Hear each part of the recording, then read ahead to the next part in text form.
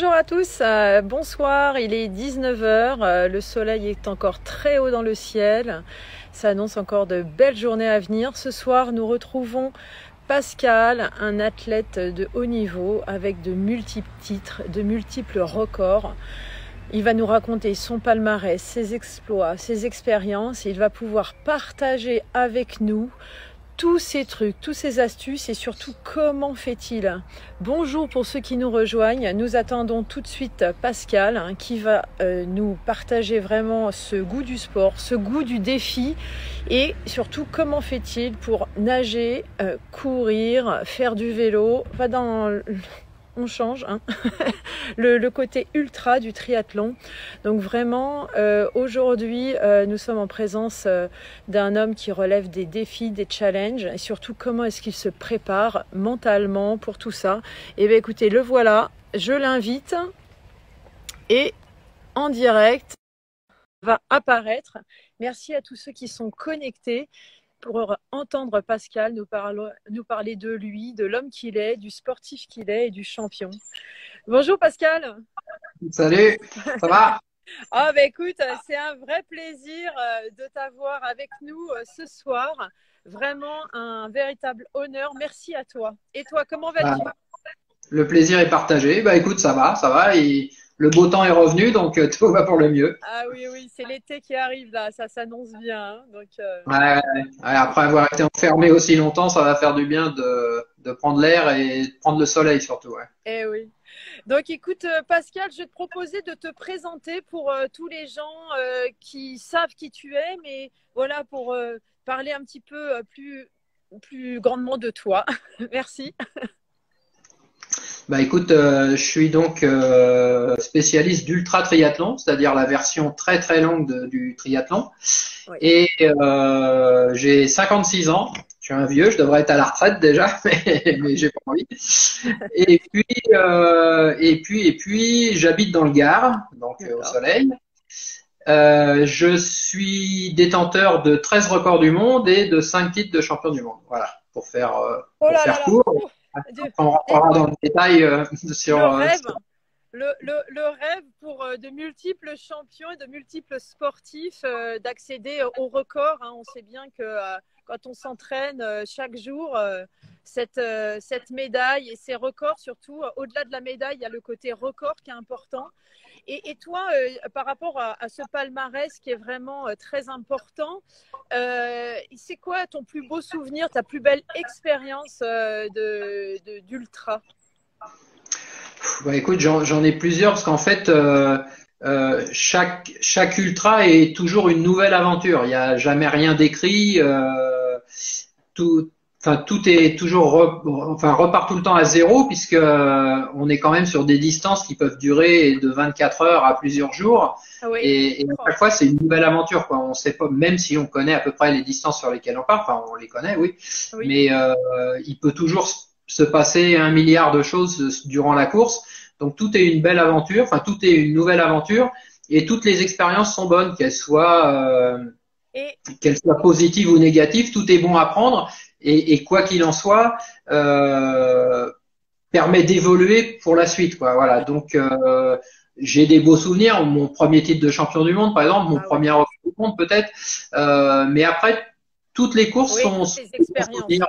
Ouais, tout est Mais, positif. mais Je suis positif, ouais. celle qui t'a laissé cette vibration, ce goût-là encore, qui est encore palpable sur ta peau, est-ce que tu en as une là qui vient éclairer? On te voit sourire là, il y a peut-être quelque chose qui te vient de manière immédiate? Bah, en fait, si tu veux, moi, enfin, même si, voilà, comme tous les athlètes, on a toujours en tête ce qu'on a fait dans le passé. Moi, je suis quelqu'un d'assez pragmatique et je vais te dire qu'aujourd'hui, mon plus beau souvenir, c'est le dernier défi que je viens de faire, qui était il y a 15 jours. Voilà, Ouais. tu vois, même si j'en ai des très bons il y a très longtemps, mais le dernier est toujours le plus beau parce que tu viens de le finir, quoi. Voilà. Donc, tu es en train de nous dire que pendant le confinement, tu as vécu des défis et tu as vécu des défis magnifiques, c'est ça?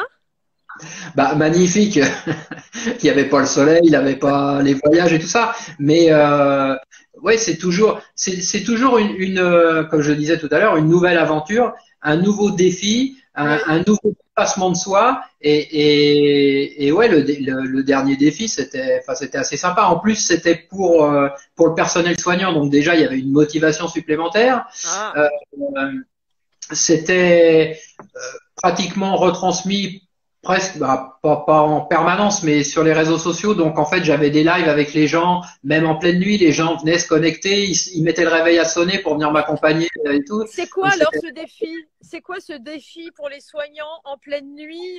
Là, ça me.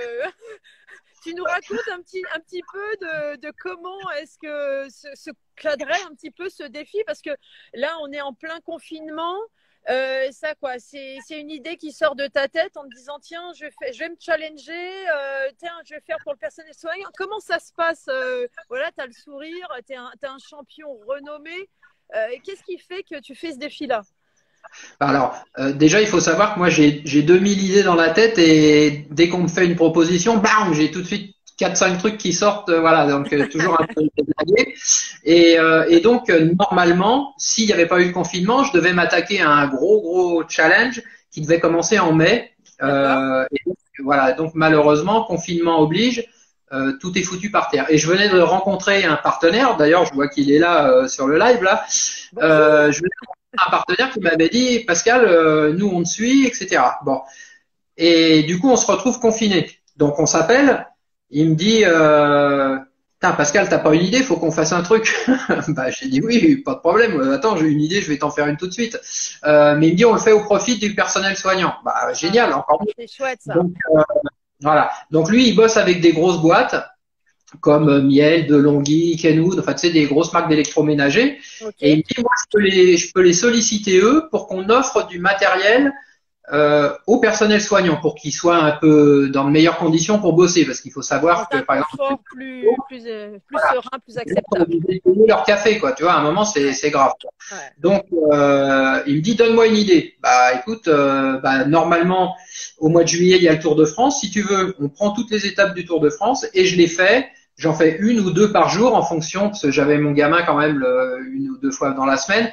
Donc en fonction des moments où j'ai mon gamin, je fais une ou deux étapes par jour, une le matin, une le soir. Oh, Bing, voilà. Du Tour de 3400 France quand bornes. même, quoi. Une ou deux étapes du Tour de France pour recadrer, hein. C'est rien, c'est quand même important. Une ou Alors je deux crois étapes du que Tour de France. bon, je compte pas le chrono qui faisait 30 km, celui-là on le compte pas, mais je crois que la plus courte c'était 160 et la plus longue 240, un truc comme ça. Ouais. Ouais, donc deux Ouais. dans la journée, ça commence à être un beau challenge, hein. Bah, quand tu fais deux étapes dans la journée, ouais, ça fait 400 bornes, ouais, ça Ouais. fait ça fait une bonne journée, quoi. T'as bien bossé, quoi. D'accord. Donc, Et sur ce défi-là, alors, tu as réalisé combien de kilomètres, combien d'électroménager a pu être, je dirais, diffusé pour le personnel soignant? alors le kilométrage 3400 et des brouettes, en 88 heures, je crois, de mémoire, et dans 82 heures, et il a réussi à distribuer sur ce premier challenge, je crois, une quarantaine ou une cinquantaine d'électroménagers. Mais bon, on s'est pas arrêté là. On a dit, on remet une semaine après. Il me dit, allez, on refait un truc. Bah, allez, bing, on est reparti. Donc là, on a fait 3 heures le premier jour, 6 heures le deuxième jour, 9 heures le troisième jour, 12 heures le quatrième et 24 heures le cinquième. D'accord. Donc, 4 heures en 5 jours, quoi. Ok. Boum. Et là, comment ça se gère, toi qui as l'habitude, tu es un champion, comment est-ce que tu arrives à gérer, un, l'effort et deux, la motivation? Comment est-ce que tu arrives à conjuguer ces deux éléments qui sont tout de même primordiaux pour faire du sport? Alors, l'effort, j'y pense pas. Enfin, je veux dire, je me mets vraiment dans ce genre de truc. Je me mets en mode un peu robot, tractopelle. Je réfléchis pas à ça. Je D'accord. réfléchis juste à la motivation et surtout à me mettre dans ma bulle, quoi. Parce que moi, à la maison, je suis tout seul ici. Euh, donc, à part quand j'avais mon gamin, donc enfin, le mercredi un peu et le samedi tous les 15 jours, j'étais tout seul, quoi. Ça veut dire que, bah, tu vois, il faut vraiment gérer tout le ravitaillement Ah oui. et surtout la motivation parce que quand tu mets ton réveil à sonner à 1 heure du mat pour être sur le vélo à 2 heures, on va avoir envie, hein. Je peux te Et, dire que et justement, comment tu as fait pour gérer cette motivation pour qu'elle soit optimale et pour réussir ce challenge, comment est-ce que tu as le réveil qui sonne et la motivation à ce moment-là, elle est plutôt, je dirais, à quel niveau pour pouvoir la réaugmenter assez Alors, rapidement?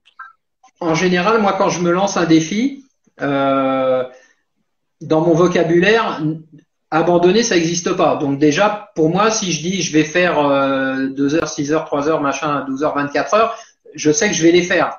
Ouais. Je sais que je vais en chier, mais je sais que je vais les faire. Donc ça, c'est pas la partie la plus dure. Après, la motivation, c'est de se dire, bah tiens, tu commences à 2 heures cette nuit, mais tu sais que quand tu vas prendre le live à 2 heures du mat, il y a 7, 8, 10, 12 personnes qui sont live et qui sont là pour venir t'accompagner au départ et tout ça. Donc ça, c'est une motivation parce que tu Oui. dis, C'est la communauté. C'est la communauté qui t'apporte aussi cette motivation et cet entrain ouais, bien à sûr. pédaler à 1 heure du mat, quoi. Ouais, c'est ça, ouais, parce que bah, quelque part, si tu veux, au départ, l'idée c'était motiver les gens à faire du sport pendant le confinement. Ouais. Donc, et ça a super bien marché parce que ils se levaient la nuit puis ils disaient, alors pas tous, mais il y en a qui disaient, bah tiens, je vais rouler 1 heure avec toi. Alors on se voyait pas, mais ils savaient que je pédalais, Oui, voilà. eux, ils allaient dans leur coin. Et quand je reprenais l'antenne quelques heures après, ils me disaient, ouais, c'est bon, j'ai fait 1 heure et demie ou j'ai fait Ah, 2 heures, j'ai fait 3 heures. Tu vois, voilà, et ça, donc l'idée, au niveau, dans ta tête, toi, dans ta motivation, forcément, ça monte, t'appartiens à cette communauté, la communauté te pousse et t'engage et tu peux partir sur ces 12 heures, quoi. ouais, c'est ça, voilà, C'est génial. et ça, c'est génial, ouais. Voilà. Donc, écoute, Pascal, c'est super. Donc, au niveau du vélo, on peut dire que tu es bien entraîné. Tu as gardé un niveau de forme, voire même peut-être supérieur. Je ne sais pas, je m'avance un peu. Mais comment est-ce qu'on fait quand on fait de l'ultra, où on doit courir et qu'on a un périmètre de 1 kilomètre? Et comment est-ce qu'on fait pour faire de la natation quand on n'en a pas et qu'on ne peut pas accéder à l'eau? Qu'est-ce que tu as pu mettre en place, toi, pendant ce confinement? Alors là, franchement, à part du vélo, j'ai rien fait d'autre. J'ai fait quand même 8300 km à vélo, ça fait Voilà. 8-16, j'ai fait 200, 220 ou 230 heures de vélo. Bon, je pense que ça va, je veux dire, Ouais. ça remplace le reste. J'ai repris la course à pied aujourd'hui, tu vois. D'accord. J'en ai chié, c'est dur, parce qu'en fait, ça faisait ouais presque 2 mois et demi que j'avais pas couru à pied, quoi. Donc même si tu t'entretiens et que finalement physiquement bah voilà t'es pas trop mal sur ta courbe de progression, on n'est plus sur les mêmes sensations, quoi. On n'est plus sur un sport porté, on est sur un sport où on est vraiment en plein tampon, quoi. Voilà, là on prend et ouais, c'était dur. En plus, c'était chaud, c'était cool. Et émotionnellement, tu te sentais comment le fait de pas courir ou le fait de pas nager, hein? Alors, c'est vrai que j'aime bien. Moi, mon point fort c'est la natation, donc j'aime bien nager. Ça m'a manqué, ça me manque. Les piscines sont toujours pas ouvertes, donc pour le moment, voilà, c'est encore compliqué. Et bah écoute, de toute façon, t'as pas le choix. Malheureusement, là, on n'avait pas le choix, quoi. Alors il y en a qui disaient, bah va faire un petit footing quand même. On a le droit d'aller à 1 kilomètre de chez soi. Oui. Alors moi, j'ai l'habitude de courir 2, 3, 4, 5 heures. C'est pas pour une demi-heure du pâté de maison. Enfin, ça m'apporte rien, quoi. D'accord. Tu as déplacé en fin de compte ce côté physique avec le vélo et voilà, tu as attendu. Mais ça a été dur ou pas pour toi le fait d'abandonner le côté natation et course? Ouais, alors c'est compliqué parce que tu sais que bah, la reprise va être difficile, mais comme du coup tous tes objectifs ils sont décalés avec le là, bon finalement voilà bon an mal an, on se fait une raison et on se dit bon c'est pas grave, voilà c'est décalé un peu, mais ça va me permettre de retravailler après et puis je vais retrouver des sensations. Et même si j'ai pas pu m'entraîner dans ces deux disciplines là. Vu le nombre d'heures que j'ai fait à vélo, bon bah voilà, ça va. Bah oui, le côté cardio est bien engagé là. Alors pas tant que ça, parce que en forum trainer, en fait, on transpire beaucoup. Oui. On travaille vraiment la cadence de pédalage, mais cardiaquement, par exemple, quand j'ai fait le 24 heures, j'ai commencé à 140 pulses et j'ai fini à 95 pulses à la même vitesse, quoi. En fait, moi, j'ai un cœur qui s'adapte à l'effort et qui descend au fur et à mesure. Ah, ça, c'est le cœur d'un champion aussi, hein, l'adaptation du cœur d'un champion. Ouais, c'est le cœur d'un diesel surtout, qui au fil des kilomètres prend son rythme de croisière et voilà. Et est-ce que toi, parce que comme tu sais, moi je suis préparateur mental, je fais beaucoup de travail avec les athlètes, est-ce que tu as mis en place la simulation gestuelle, comme tu pouvais pas courir, tu pouvais pas nager? Est-ce que c'est des choses que tu as fait, soit par vidéo ou soit par visualisation? Est-ce que c'est des choses que tu as pu mettre en place toi, dans ton confinement? Non, pas du tout. Bon, après, je t'avoue, hein, ça fait 30 ans que je fais du haut niveau en tri. Pour le coup, enfin, la visualisation des gestes, je vais dire, je la rêve, quoi. Tu vois, enfin, elle est tellement automatique. J'ai pas besoin de ce travail de visualisation, quoi. Comme tu disais l'autre fois même, j'ai pratiquement pas besoin de préparation psychologique. C'est vraiment mon point fort. Au fur et à mesure du temps, j'ai développé des repères, des points, etc. Et pour le coup, c'est vraiment pas une partie que j'ai à bosser, quoi. J'ai fait une séance une fois avec un psy à l'INSEP. Mais il y a longtemps, hein, à mon début de carrière, donc il y a une trentaine d'années, on a fait une séance, on a fait de la visualisation que j'ai mis en place après à l'entraînement. Et ça m'a servi et de temps en temps je retravaille là-dessus, mais ouais, j'avais vraiment joué le jeu. En fait, si tu veux, il m'avait expliqué que quand je faisais des footings, il fallait un peu que je ferme les yeux et que j'imagine la foule autour, enfin courir contre des mecs alors que t'es tout seul dans la forêt. Et voilà. Et des fois, je rentrais à la maison en pleurant, quoi. Ma femme me disait mais t'es taré, qu'est-ce que t'as? Rien, j'ai fait la course, j'ai battu tous les canyons. En fait, j'étais tout seul, quoi. Tu vois, c'est débile. Ça m'a forgé, le caractère et puis ce phénomène, quoi. On sent vraiment la puissance du mental et toi la puissance de l'expérience au service de ton mental, hein. Vraiment, c'est chouette ça d'avoir ces outils. Et la préparation psychologique est surtout importante pour aborder la fin des efforts et des activités, hein. Et ouais, parce que c'est pas au début que c'est dur. C'est vrai. Non, mais c'est vrai, au début, ça va, quoi.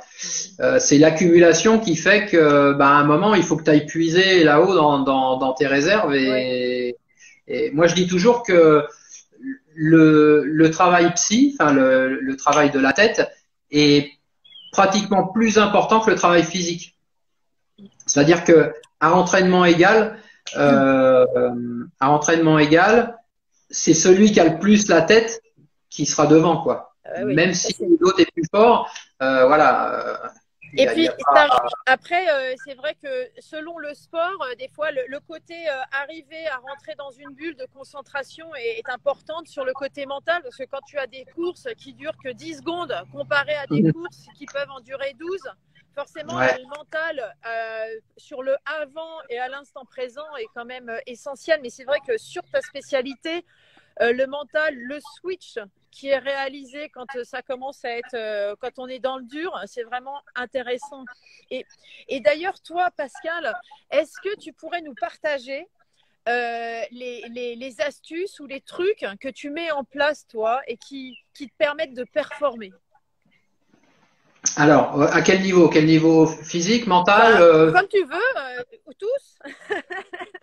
En tout cas, certains. Alors, moi, j'essaye de, si tu veux, quand j'ai commencé, j'ai imaginé la performance. Qu'est-ce qui était important pour la performance? Donc, j'ai fait une espèce de triangle et je me suis sur ce triangle, tu as 3 points. Et ça peut pas fonctionner s'il y a un de ces 3 points qui va pas correctement. Donc ces 3 points, c'est quoi? Le mental, le physique, et moi j'ai mis la diététique. D'accord. Si tu as un de ces 3 trucs qui est pas à l'équilibre, tu vas dans le mur. Voilà. Donc j'essaye toujours sur ma préparation et avant les performances, parce que moi je pars du principe que le défi tu le réussis dans ta préparation. Après, quand tu arrives aux portes, voilà, tu vas attaquer ton truc. À partir de là, pour moi, il n'y a plus de doute. C'est-à-dire que je visualise, avant de me mettre à l'eau, je visualise l'arrivée. Et il n'y a a pas de doute, il peut arriver n'importe quoi, je peux avoir les deux jambes cassées, je vais ramper, tu vois, en exagérant, voilà, c'est un peu ça. Mais par contre, durant la préparation, je vais toujours garder en focus ces trois points les plus importants: diététique, psy mental et physique. Voilà. Et au niveau diététique, je sais que de nombreuses personnes qui regardent les replays ou qui nous regardent en direct sont intéressées sur le côté diététique. Est-ce que tu as un truc que toi tu fais ou des grammages spécifiques ou il y en a qui nous parlent beaucoup de protéines, d'acides aminés. Donc, c'est quoi, toi, tes domaines, tes champs qui fonctionnent sur ton corps, hein? On est bien d'accord, c'est ton regard. Alors, je sais que ça fonctionne sur moi, mais tu sais que moi, je suis coach en diététique aussi, donc ça fonctionne sur les autres puisque je l'ai mis en place pour certains athlètes. Donc, je sais que ça fonctionne. Les gros points, c'est ne pas mélanger certains aliments, la protéine et les glucides, par exemple. D'accord. Pas de mélange. Ne pas prendre. Alors ça, je sais que dans tous les bouquins, on t'explique qu'il faut prendre les glucides le soir parce que tatati, parce que tatata, mais moi, ça n'existe pas, ça. Ouais. Je prends jamais de glucides le soir, jamais, ça sert à rien. Et par contre, je prends toujours des protéines le soir parce que la protéine, tout le monde le sait, c'est l'aliment du muscle, c'est l'aliment qui va permettre de réparer le muscle et d'en fabriquer du besoin. Ouais. Et le seul moment dans la journée, enfin, dans ton cycle de 24 heures, le seul moment où la protéine peut être réparatrice, c'est la nuit. On est d'accord. La journée, tu continues à avoir une action de marcher, de courir, de faire ce que tu veux. Ta protéine, elle va pas avoir le temps d'être utilisée par ton organisme correctement. Donc, la protéine le soir. Voilà. Ça, c'est les grands axes de la diététique. Jamais de laitage. Enfin, ça fait 15 ans que je prends plus de laitage. Terminé. Et surtout, point le plus important, jamais de trucs qui sortent d'un laboratoire pharmaceutique. C'est-à-dire, tous les produits je me permets, tous les produits de merde, on te dit, oui, il faut prendre ça quand tu bois, faut mettre ça dans ton bidon et tatati, c'est chimique. À partir du moment où c'est chimique, ça peut pas être naturel. Moi, dans mon bidon, il y a que de la flotte. Et quand je fais des trucs très très longs, parce qu'au bout d'un moment, bah, c'est un peu saoulant que de boire que de l'eau. Oui. Et puis la molécule de flotte est pas toujours captée par l'organisme. Alors je mets un peu de sirop, de menthe, de citron, voilà. Mais c'est tout. Il y a rien qui rentre de chimique dans mon organisme. Et ça fait longtemps. Voilà. D'accord. Écoute, merci pour ce magnifique partage. Je pense que tous ceux qui ont cette sensibilité à l'alimentation avec le sport vont être comblés.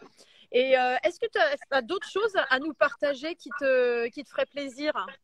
Des trucs qui fonctionnent pour toi? Alors, des trucs qui fonctionnent pour moi. Qu'est-ce que je peux te dire qui fonctionne pour moi?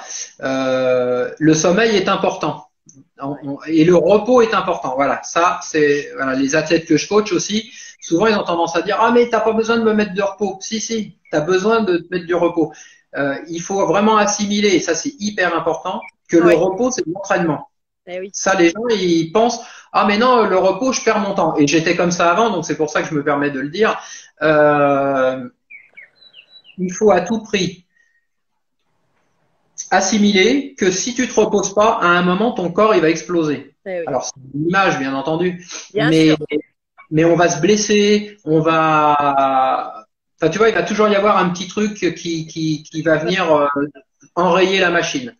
Donc, le sommeil et avoir derrière toi. Alors, il y a des puristes, voilà, moi, je le disais, je bosse qu'avec un naturopathe, donc je vais jamais voir un médecin. Mais par contre, j'ai un super ostéo et je passe chez l'ostéo avant la compète et après la compète. Eh oui. Tu fais du préventif, tu n'es pas du tout dans le curatif, tu es dans le préventif du sport, voilà. de ton corps avant, bien sûr. Parce que si ton corps il est bien équilibré, normalement, il y a peu de risques de te blesser. Et quand tu fais du très très très long, quand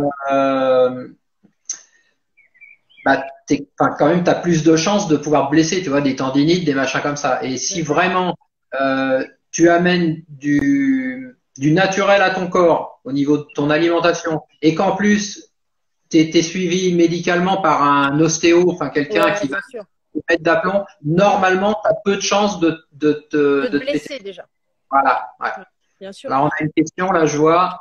Quand tu as été gamin, est-ce que tu avais un mental hors du commun? Je vais dire oui. Oui, ouais. Alors, mon sport d'origine, c'est le judo, moi.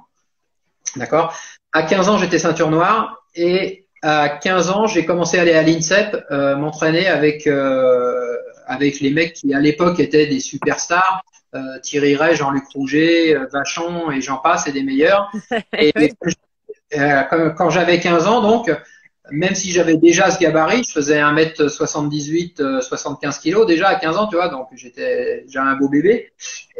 Mais j'allais là-bas et je me faisais fracasser, quoi. Tu vois, sur le tatami, il y avait 100 ceintures noires minimum et je me faisais casser la tête à chaque entraînement, quoi. Et pourtant, j'y retournais à chaque fois parce que je me suis dit, à force, tu vas progresser et tu vas arrêter de te faire fracasser. Pendant un an, j'ai pris des caramels, hein. Pendant un an. Et j'y suis allé. Et un jour, je là avec Marc Alexandre, donc pour les gens qui font un peu de judo ou qui ont fait un peu de judo, Marc Alexandre, il a été champion olympique, hein. Et je sais pas, la jambe est montée juste quand il fallait et il a fait 2 tours et voilà. Et j'avais mis mon premier gâteau à un mec qui était champion olympique. Donc, comme quoi, le mental c'est important. Il faut. Donc, je pense que oui, je l'ai toujours eu. J'ai toujours eu un peu ce côté de dire si je veux faire quelque chose, je dois me battre et je vais réussir à le faire, quoi. Ouais. Et tu pas parier avec moi. Si tu paries, t'as perdu. En gros, c'était ça. Et il y a aussi ce côté de persévérance, j'entends, c'est-à-dire qu'il y a un mental d'acier, il y a ce côté aussi persévérance pour toujours s'améliorer, se développer afin d'atteindre ses objectifs. Ouais, voilà, ouais, c'est vrai. C'est vrai que, tu sais, souvent on me dit, tiens, bah, pourquoi tu fais pas tel défi ou tel truc? Franchement, ce qui a déjà été fait, ça m'intéresse pas. Ah oui. Ce que moi j'ai déjà fait, ça m'intéresse pas. Ce que quelqu'un a déjà fait, bah ça m'intéresse pas, quoi. En fait, je veux non, mais c'est vrai. Tu sais, par exemple, il existe une course, j'en parle souvent. Il existe une course qui part de Londres, je crois, l'Arc de Triomphe à Londres, là. Ils vont en courant jusqu'au bord de mer. Après, ils traversent la Manche en natation et ils finissent par du vélo jusqu'à l'Arc de Triomphe à Paris. Oui. Bon, ça c'est un truc sympa. C'est sympa. Sauf qu'il y a déjà 20 ou 25 personnes qui l'ont fait. Donc tout le monde me dit pourquoi tu le fais pas? Qu'est-ce que je vais aller faire sur un truc qui a déjà été fait? Ouais. Toi, c'est le côté challenge. C'est le côté challenge, voilà. Ouais, ça va rien m'apporter. Donc, je cherche toujours un truc plus fou. Voilà. Là, pendant le dernier truc sur le confinement, c'était 7 jours, je crois, ou 6 jours. 8 heures d'effort, 8 heures de repos, 8 heures d'effort, 8 heures de repos. Alors ça, c'était un truc de malade, quoi. Ouais. Les 3-8 en cadence, quoi. Voilà, c'est ça, ouais. Donc ça, je l'avais jamais fait, personne l'avait fait. J'ai dit allez, on fonce. Il n'y a pas de record, il n'y a rien, on s'en fout. L'important, c'était juste de se faire plaisir, d'apporter quelque chose au personnel soignant et d'être un soutien, oui. Et voilà, et puis quelque part, bon, ça me permettait aussi de m'entretenir physiquement, quoi. Voilà. D'accord. Toi, Pascal, c'est quoi ton regard là là, on est le déconfinement. Tu nous as dit que tu as fait ta première sortie en running. C'est quoi ta vision là du futur calendrier pour le triathlon, le DK Ironman? C'est quoi ta vision de ça? C'est quoi ton objectif par rapport à ce calendrier? Alors là c'est hyper compliqué parce qu'on ne sait pas où on va. Eh oui. Et comment tu gères ça, justement? Voilà. Comment tu arrives à gérer ça? Et entre nous, je ne sais pas si tu as eu l'occasion de sortir un petit peu, quand je vois la connerie des gens dans les magasins et compagnie, je me dis qu'on est mal barré. Je ne sais pas comment ça va tourner. Je croise les doigts pour qu'on ne soit pas reconfiné, mais c'est mal engagé. Concernant les objectifs sportifs, donc je le disais, je devais m'attaquer à un défi qui était de faire 100 triathlons Ironman en une année sous forme de DK Ironman.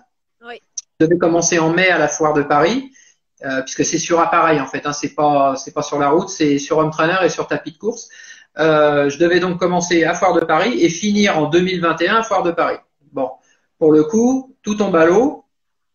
et c'est difficile de décaler puisque Foire de Paris, bah, c'est au mois d'avril-mai, quoi. Oui, Donc, oui. on va repartir sur Sur un avril-mai an? 2021. Ouais. Voilà. Donc, ça veut dire que entre aujourd'hui et mai 2021, il va falloir que je trouve des compètes ou des défis ou des machins pour garder la motivation, parce que bah, à l'air de rien, pour s'entraîner, faut être motivé. Et moi, je suis quelqu'un qui, j'arrive pas à m'entraîner si j'ai pas un objectif. Je sais plus. Enfin, euh, je le dis souvent. Tu sais, j'ai écrit un bouquin dans lequel j'explique que je tire mon chapeau aux cyclistes du dimanche. Alors, c'est pas péjoratif hein, de dire cycliste du dimanche, mais c'est des gars qui, bah voilà, toute la semaine ils bossent et le dimanche ils vont rouler avec les potes. Bah moi ça j'y arrive pas. Tu vois, je vais pas être capable de dire je me lève dimanche matin, je vais rouler avec les copains. Si Ouais. j'ai pas un objectif, j'ai Oui. pas envie, ça m'intéresse pas. D'accord. Peut-être que ça fait des années que je fais ça et qu'il y a peut-être un ras-le-bol, mais enfin pas un ras-le-bol parce que voilà, c'est ça, faut que ça reste un plaisir le sport. Mais si j'ai pas Ouais, cette un notion de défi, de challenge, ouais, c'est ça. Voilà. Voilà, toi, tu vis avec le challenge. ouais, si Et j'ai là, pas une carotte, voilà. Et ça, c'est ton plaisir. Le défi est ton plaisir, quoi. ouais, c'est ça, Et voilà, le ouais. défi, jamais relevé, surtout. C'est ça qui crée aussi le mythe que tu incarnes. C'est-à-dire que tu réalises des choses exceptionnelles qui n'ont jamais été mises en place, qui n'ont jamais été réalisées et que tu arrives à cadencer et surtout à faire. C'est quand même Ouais, extraordinaire.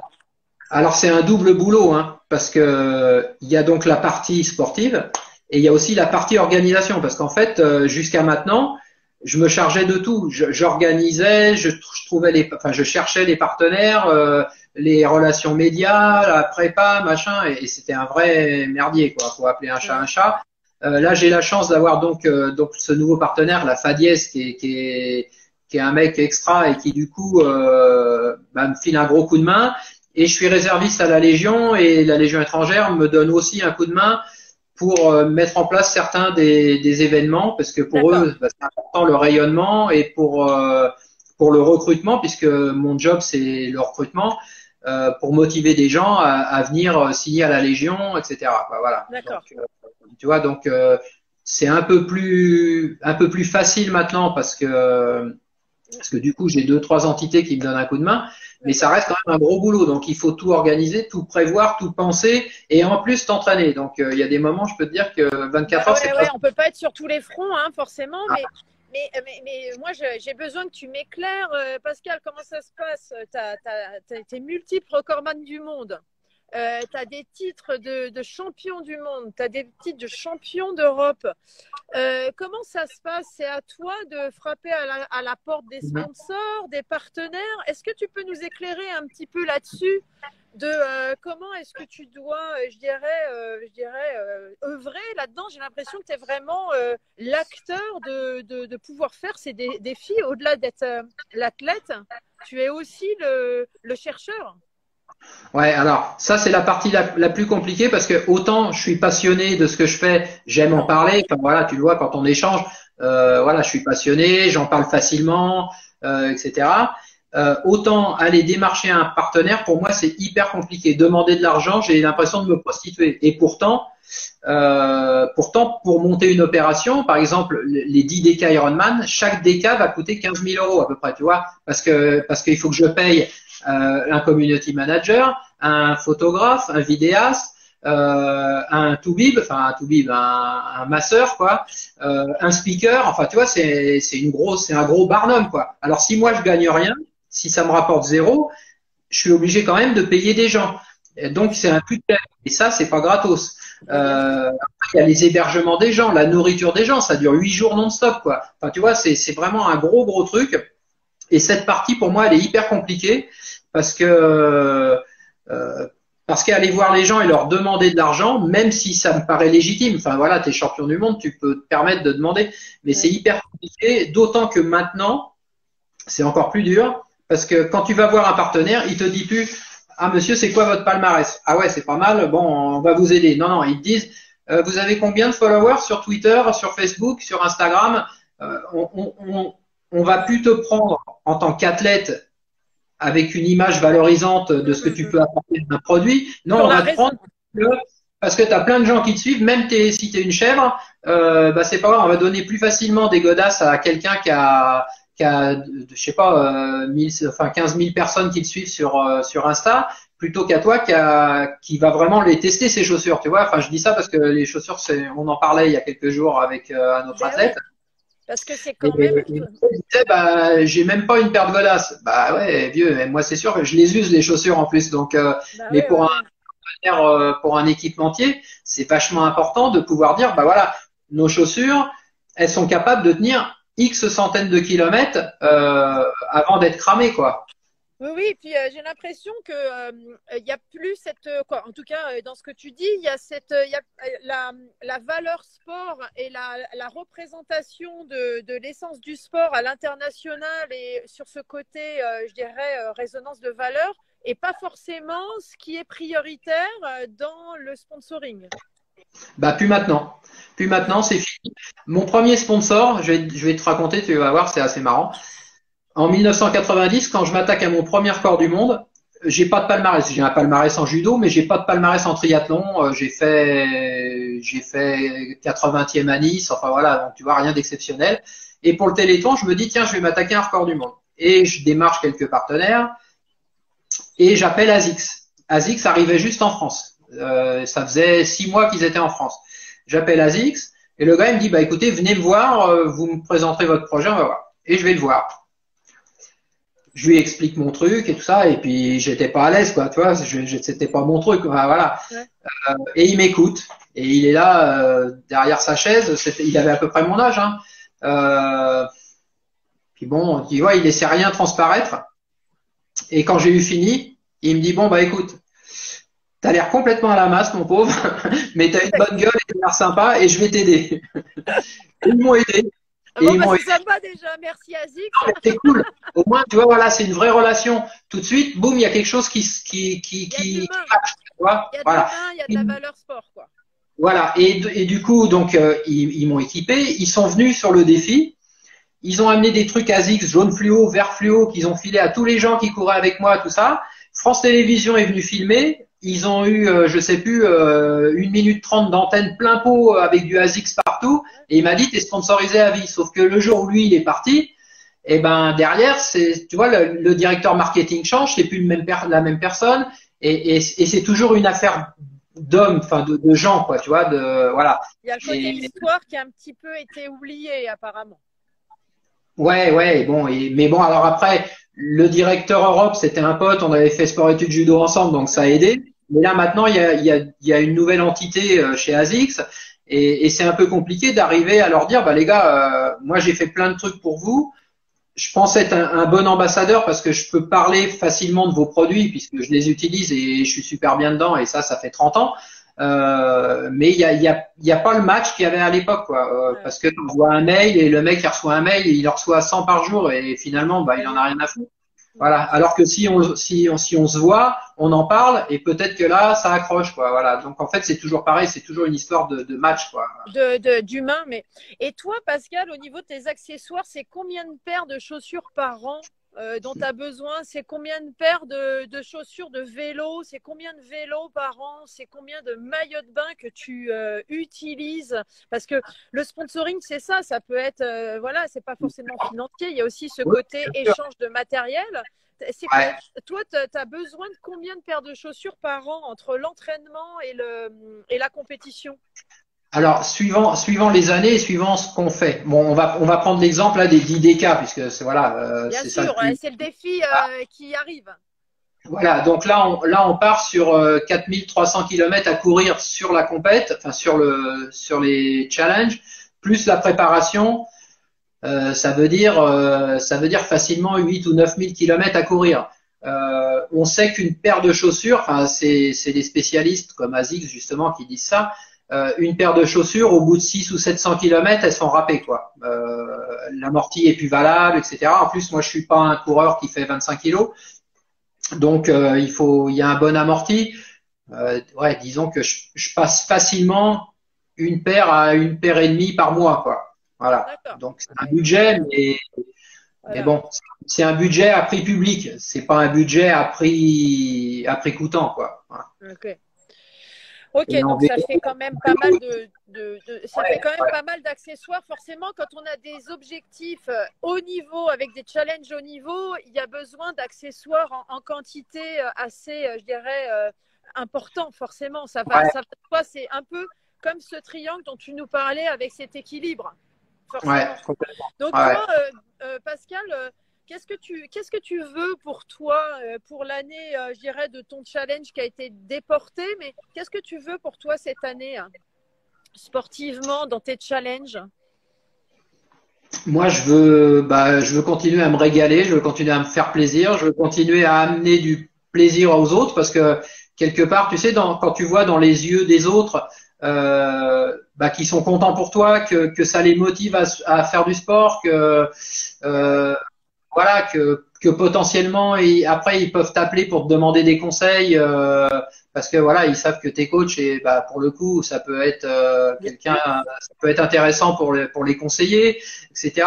Et puis, et alors, le problème, c'est que je dis ça tous les ans. Je dis bon, une fois que j'ai fini ce défi-là, après, je prends ma retraite parce que bah après, Eh je vois. ouais, mais ça te fait vibrer, quoi. Ouais, bah c'est ça. Le problème, c'est que après avoir fait 100 Ironman en une année, je vois pas ce que je peux faire de plus. Mais je disais ça avant de faire le Tour de France et je l'ai fait et j'ai trouvé de l'idée derrière. Donc voilà. Je pense que tant que t'es performant, tant que t'es en bonne santé, bah il faut se faire plaisir, quoi. Voilà. Bon, je veux pas non plus qu'on dise putain, regarde l'autre, c'est un vieux con, il continue à courir. Bon, après, il y a un mec qui a battu un record du monde, le record du monde de l'heure à vélo, il avait 100 ans, hein. Donc, Eh oui, oui, oui, tout j'ai à fait. encore, j'ai encore 44 ans devant moi. Ouais. Génial. Mais c'est super. Tu nous fais vraiment vivre un sport qui est complètement, je dirais, impressionnant. On peut être sportif, on peut être un champion, mais on peut aussi ne pas savoir réaliser physiquement ce que tu fais. Donc, merci à toi de pouvoir faire rayonner, en tout cas, ce sport et de le faire vibrer. Je sais qu'il y a de nombreuses personnes que tu inspires, je dirais, qui se régalent quand ils te voient, quand ils t'entendent. Donc, tu es une personne inspirante. Et j'aimerais te demander, et toi, Pascal, quel est l'athlète qui t'inspire, qui te permet de te transcender? Écoute, j'en ai eu quand j'ai commencé. J'en ai moins maintenant. Oui, Moi, j'étais fan de Bernard Hinault. d'accord. Bon, c'est ma génération. J'ai été fan de Greg LeMond. Et j'ai eu la chance que Greg LeMond m'offre son maillot de champion du monde. Alors tu vois, pour te dire encore, tu vois, encore une petite histoire. Ouais, En 1990, je bats mon premier record du monde, et donc Greg LeMond appartient à l'équipe Z. Et l'équipe Z, à l'époque, je suis en région parisienne, et l'équipe Z, enfin, c'est à Brunois, donc juste la ville à côté de chez moi. d'accord. Et je suis pote avec les mécanos. Et le mécano me dit, écoute, je vais te présenter Greg. Il est là, viens, je te le présente. Oh, Il me le présente, un mec super sympa. Et donc, il explique que bah, je viens de battre le record du monde et tout ça. Et Greg sort un maillot de champion du monde de sa bagnole. oh. Et il me dit, tiens, je te l'offre, mon ami, avec son accent d'américain.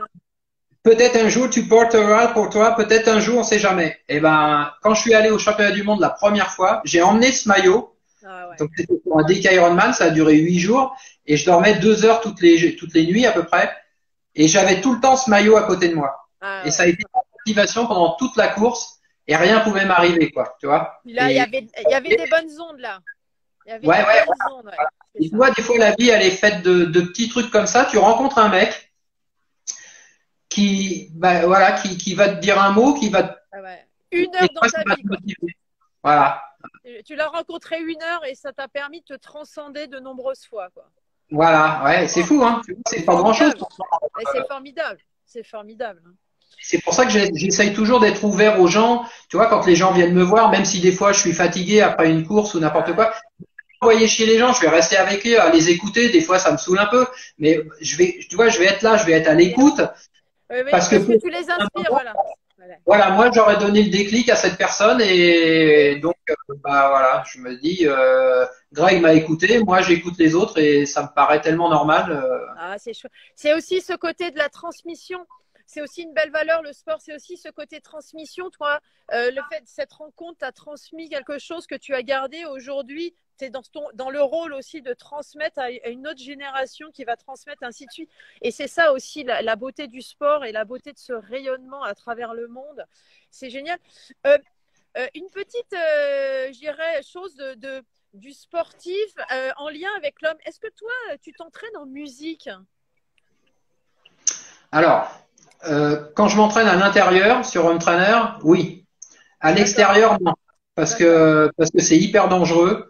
Je le conseille jamais à mes athlètes. Je leur dis toujours, c'est trop dangereux. Moi, j'ai un pote, il s'est fait shooter par une voiture parce qu'il avait des écouteurs dans les oreilles.